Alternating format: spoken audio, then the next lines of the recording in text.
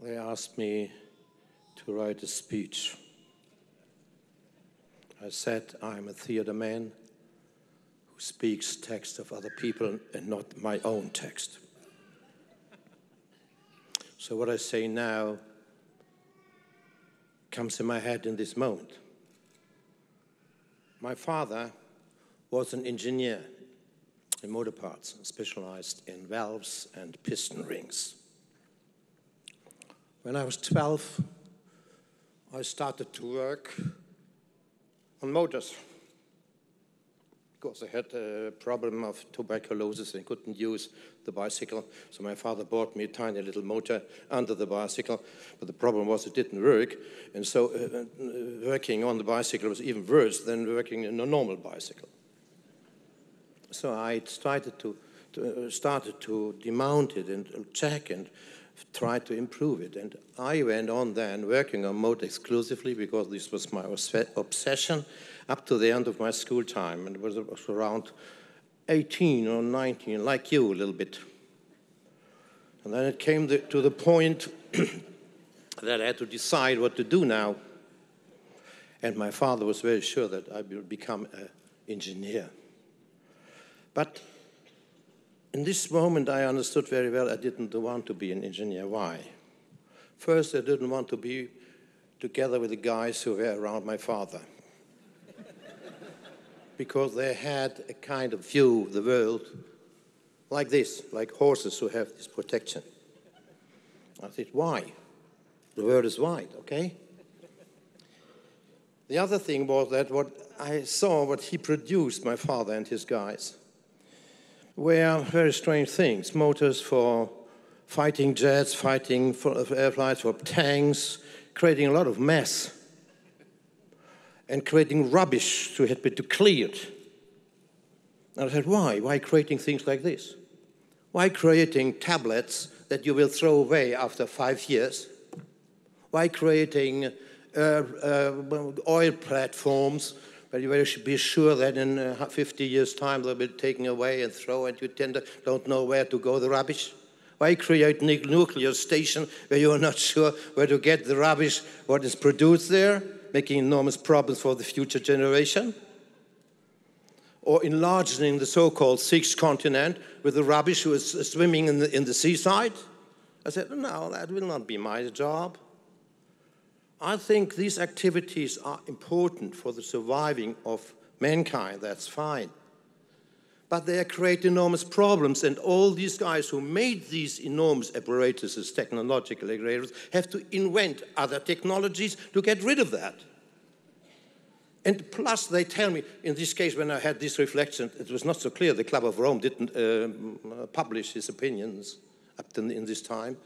But I have this feeling that something is not right in this thing. I think mankind, human beings, are creating other things, strange things, who are sometimes 1,000 years old, 6,000 years old, and everybody tries desperately to keep them and not to throw them away.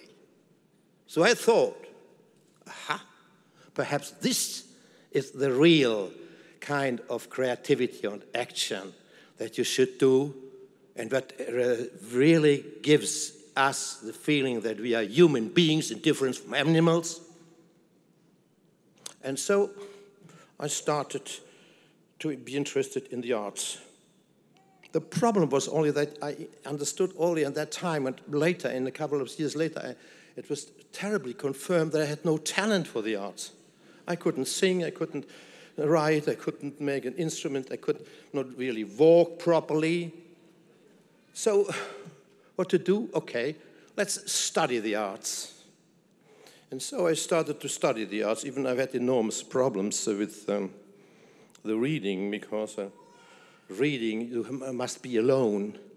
And you read, I don't know whether you had this experience, I don't know exactly what you studied, but I had the problem that this effect of it was Isaac Newton who invented that the head becomes heavy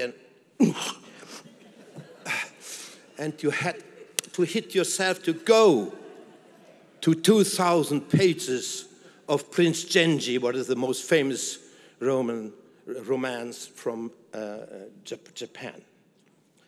So I did this. I went on, and I wanted desperately to go to be somebody from the university, become there. But this problem of my difficulties to work alone, at the end, guided me to look for a place where we work together, and this is theater. In theater, we walk together. We are never alone. And apparently I'm not made like this. I'm constructed like this. My genome is like that I have to be around with other people who keep me awake. And ill will, I can guarantee you, if I together with other people, I'm the last to sleep. I will be the last to sleep. So I'm a kind of sleep leader, you understand? And so I approached with big difficulties the theater. And when I came in there, I experienced so wonderful things of being together with people, because from the beginning I had a little bit socialized problem. I had problems with to socialize myself, because I always said, these are the others. My mother said, yes, they are there, we can know them. Yes, I said, no, they are the others, so that's not me. This is a big difficulty. And so in theater it came everything together. Plus, you know, we discovered that it is possible to get in contact and direct living contact with people who were dead 2,500 years, or 100 years, or living on another continent, by the fact that if we behave right on the stage, analyzing the meanings, the ambitions, the arts craft of the author, then, and to transmit that into the actors, that we have, perhaps you felt it sometimes, this is very rare, not easy to done, that you see the actor on stage and he starts to act and to speak, and you have the impression, but he is inventing this text now in this moment. But he follows precisely the indication of Aeschylus. He is dead 2,500 years ago. So this creates a kind of mystic connection between you and somebody who lived so long ago, and it becomes real. And you are participating, you can judge, you can also say, no, you are free. It's not like in film who guides you exactly where you have to look. You can look where you want. And you have also a closed shop, you know, we get out of the nets, we got out of light and the noise and so forth and concentrate. It's a fantastic experience. Difficult nowadays because our societies are constructed on other things. But by doing so, we approach something that is sometimes, you know, has not a good renommee anymore. That is beauty. We can arrive beauty, but not the beauty that you perhaps think, because beauty nowadays is used to sell things. I don't speak about the beauty of fashion. I don't speak about beauty that is created in design, which is marvelous, fantastic, but the aim of that is selling something, and we do not sell anything in theater. What we want is to transmit what is really worth living for. And that we try in the theater.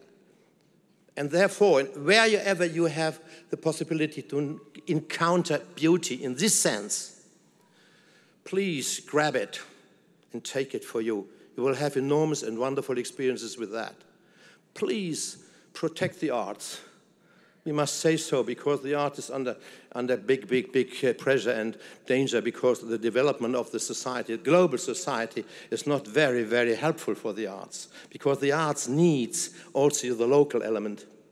Roots there. You cannot make international art. Okay, you can do, but you know, the real strength comes from the roots where you stand, through the language that you speak.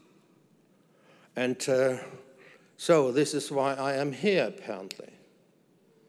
So clearly what I want now to finish this speech is clearly that I thank this enormous and wonderful organization that is the well-renowned University of Toronto, of all its members, its students, the organizers, the professors, the president, the chairman, and so forth. I thank you very much.